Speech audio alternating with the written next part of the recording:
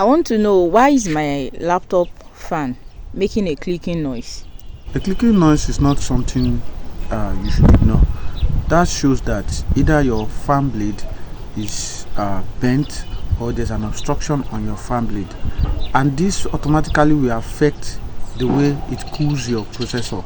You need to either find a way to open it and see if there's any obstruction to the fan, or take the system to a technician so that can be sorted out.